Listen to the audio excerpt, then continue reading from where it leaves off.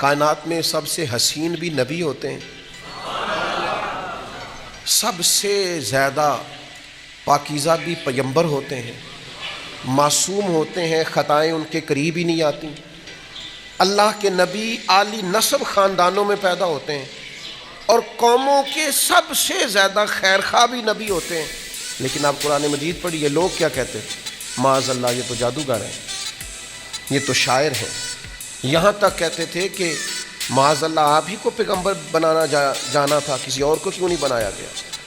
لیکن نبیوں کے حوصلے، پیغمبروں کے جذبے، قومیں تنقید کرتی رہی، وہ ان کا بھلا کرتے رہے۔ سوسائٹی میں ڈھیر سارے لوگ آپ کو ایسے ملیں گے کہ لوگ ان کا بھلا کرتے ہیں، لیکن وہ سامنے والا جو ہے وہ تڑپ رہا ہوتا ہے، وہ تکلیف دے رہا ہوتا ہے، اس کا رویہ سخت ہوتا ہے۔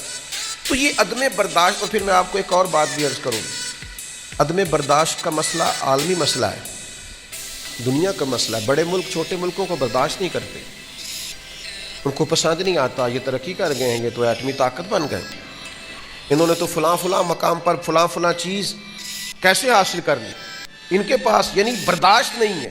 اور ہمارے ملک کا قومی مسئلہ سب سے بڑا کہ عدم برداشت۔ ہماری اسمبلی پڑھے لکھے لوگوں کی اسمبلی، اور ہزاروں ووٹ لے کر ہزاروں لوگوں کے نمائندے بن کر اسمبلی میں پہنچنے والے لوگ جب ایک دوسرے پر جوتے پھینک رہے ہوتے ہیں، جب ایک دوسرے کا گریبان پکڑ رہے ہوتے ہیں، جب اسمبلی کے فلور پر ایک دوسرے کو معاذ اللہ گالیاں دے رہے ہوتے ہیں، تو پھر محسوس ہوتا ہے کہ یہ تو قومی مسئلہ بن گیا عدم برداشت۔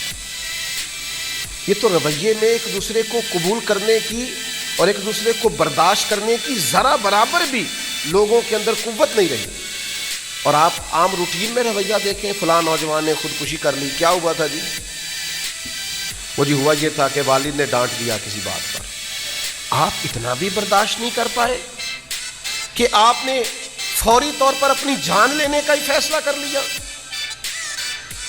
آپ نے اتنی بزدلی دکھائی کہ آپ حالات کا مقابلہ ہی نہیں کر سکے، آپ میدان میں کھڑے ہی نہیں رہ سکے، آپ کو تھپیڑے سہنا ہی نہیں آیا، آپ اتنے بزدل ثابت ہوئے کہ اپنی جان آپ نے لے لی۔ سب سے زیادہ مجھے زندگی میں وہ شخص بزدل لگتا ہے جو کہتا ہے جی میں تو اب سوچتا ہوں کہ اللہ تعالیٰ مجھے ایمان کی موت ہی دے دے۔ او بھائی، اتنے کمزور ہو گئے آپ کسی غیر کی دھرتی پہ رہتے ہیں، آپ اپنے رب کی زمین پہ بستے ہیں، اپنے مالک کا دیا رزق کھاتے ہیں، اللہ کی دی ہوئی زندگی گزارتے ہیں، اس قدر کمزور آپ کیسے ہو گئے؟ اور پھر اپنی مرضی سے آئے نہیں، ہم اپنی مرضی سے جانا بھی نہیں، اس نے جب چاہا بھیجا، جب وہ چاہے گا جائیں گے۔ اس لیے زندگی کو جئیں، اس کا حسن زندگی کا محسوس کریں، آپ کے اندر وہ خاص لذت ہو، لیکن برداشت رکھیں، برداشت۔ میرے نبی پاک علیہ السلام کی سیرت کا ہر عنوان ہی انوکھا ہے، لیکن جو میرے نبی کی برداشت ہے نا، ہوئے ہو قربان ہو جائے میری اولاد حضور کے اس وصف پر، وار دوں اپنے ماں باپ نبی پاک کے اس اخلاقی کمال پر، ساری طاقتیں رکھنے والے محبوب، وہ جن کی پلکیں ذرا آنسوؤں سے بھیگیں تو جبریل دوڑے آئے۔ یا رسول اللہ صلی اللہ علیہ وسلم، رب کہتا ہے وَلَسَوْفَ يُعْطِيكَ رَبُّكَ فَتَرْضَىٰ، آپ کا رب آپ کو اتنا دے گا آپ راضی ہو جائیں گے۔ سیدہ طیبہ حضرت عائشہ صدیقہ رضی اللہ تعالیٰ عنہ فرمائے، حضور میں دیکھتی ہوں آپ کا رب آپ کی خواہش پوری کرنے میں جلدی فرماتا ہے۔ اتنا کمال نبی پاک علیہ السلام کو اللہ نے دیا، لیکن مکے کے 13 سال حضور نے برداشت کر کے گزار دیے۔ میں سیرت کا چھوٹا سا طالب علم ہوں، میں ذمہ داری سے بات کرتا ہوں۔ بعض لوگ کہتے ہیں جی ابھی اسلام کو قوت حاصل نہیں تھی، اس لیے محبوب نے کوئی جنگ نہیں کی۔ آپ کی غلط فہمی ہے، آپ کی غلط فہمی ہے یہ کہ اسلام کو قوت حاصل نہیں تھی۔ ایک بندے کے پیسے دبائے تھے اسی دور میں ابو جہل نے، تو میرے محبوب نے فرمایا چلنا میرے ساتھ، کیسے کیوں نہیں دیتا؟ غضب سے ان کے خدا بچائے کہ نور باری جلال میں ہے۔ یہ مکے کے دنوں کی بات ہے، جب ایک غریب کی بچی ایک کافر نے اٹھا لی تھی تو اللہ کے حبیب نے فرمایا تو واپس کرتا ہے کہ کرے تیرا علاج؟ اللہ نے طاقتیں دی ہیں اپنے محبوب کو لیکن وہ جو حضور نے کچھ نہیں نہ کہا، یہ میرے نبی کی برداشت ہے، یہ میرے محبوب کا حوصلہ ہے، یہ رسول کائنات علیہ السلام کا دیا ہوا سبق ہے، یہ نبی پاک کا امت کو پڑھایا ہوا وصف ہے۔ دل تھوڑا کشادہ رکھیں، ذہن تھوڑا وسیع رکھیں، اور ہر ایک سے مخالفت بھی اچھی نہیں ہوتی، دعا کرو کہ دشمن بھی خاندانی ہو۔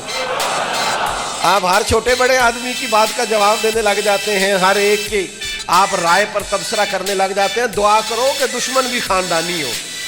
آپ کا حوصلہ جوان ہونا چاہیے، ظرف بڑا ہونا چاہیے، حوصلہ تھوڑا مضبوط ہونا چاہیے، آپ کی طبیعت کے اندر ایک خاص قسم کی لطافت ہونی چاہیے، برداشت کا ایک وصف ہونا چاہیے۔ یہ کیا بات ہوئی چھوٹی چھوٹی بات پر آپ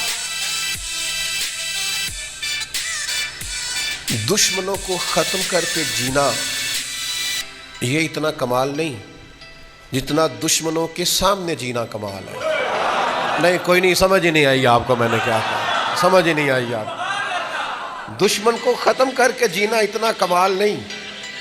چلے میں دیہاتی ماں کا بیٹا ہوں، اپنے جملے میں بات کرتا ہوں، میں کسان کا پتر ہوں، اپنے جملے میں بات کرتا ہوں۔ وہ میرے بزرگ کہا کرتے تھے کہ کسے تو سیڈ تے ہو کے جینا ہو رہے تے او دے سینے تے مونگ دلنا ہو رہے۔ او بھائی دشمن کے سامنے جینا اور ہے۔ آپ کو بات کی سمجھ آ رہی ہے؟ یہ تھوڑا سا اور ہے، آپ چیزوں کو سمجھیں۔ دیکھیں نا، کافر ختم نہیں ہوئے مکہ مکرمہ سے، ابھی ان کا داخلہ ممنوع نہیں ہوا، لیکن مکہ فتح ہو گیا تو نبی کریم نے کیا فرمایا؟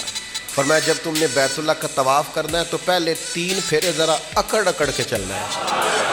نہیں سمجھ آئی تو وہ کہتے ہیں رمل کرنا، ذرا کندھے ہلا کے چلنا ہے، ان کو بتانا ہے کہ کعبے کے اصل وارث آ گئے ہیں۔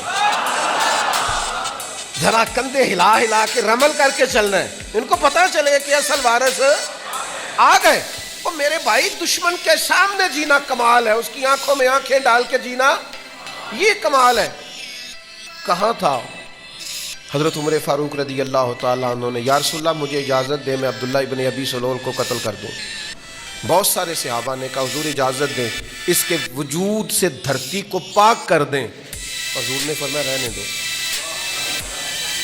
اسے رہنے دو۔ نبی پاک صلی اللہ علیہ وسلم نے فرمایا لوگ کیا کہیں گے، اب کلمہ پڑھنے والوں کو قتل کرنا شروع کر دیا، اسے رہنے دو۔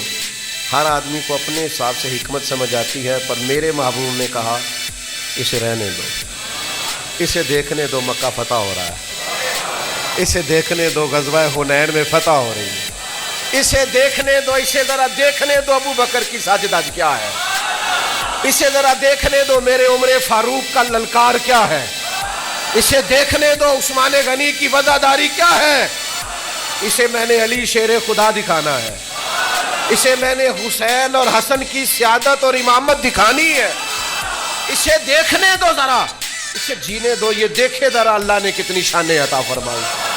اذا جاء نصر اللہ والفتح ورأیت الناس يدخلون فی دین اللہ افواجا، اسے دکھانا ہے کہ کیسے فوجوں کی فوجیں اللہ دین میں داخل فرما رہا ہے۔ ایک وجہ مجھے یہ بھی سمجھ میں آتی، بھائی اتنی جلدی کمزور نہ ہوا کریں، سینے میں تھوڑی برداشت پیدا کریں، سینے میں تھوڑا حوصلہ پیدا کریں، تھوڑا سا نا آپ کے مزاج میں کچھ لوگ نا فروعی مسائل میں اپنے حساب سے دین کا کام کرنے کا کوئی طریقہ بناتے ہیں کہ ہم نے اس طرح سے دین کا کام کرنا ہے۔ کچھ تبلیغ کا رستہ اختیار کرتے ہیں، کچھ تدریس کا رستہ اختیار کرتے ہیں، میں پڑھاؤں گا، کچھ تحریر کا رستہ اختیار کرتے ہیں کہ میں لکھا کروں گا، کچھ کہتے ہیں کہ میں خانقاہی رستہ اختیار کروں گا، لوگوں کو ورد وظیفے پڑھاؤں گا، عبادات پہ لگاؤں گا۔ یہ مختلف قسم کے رستے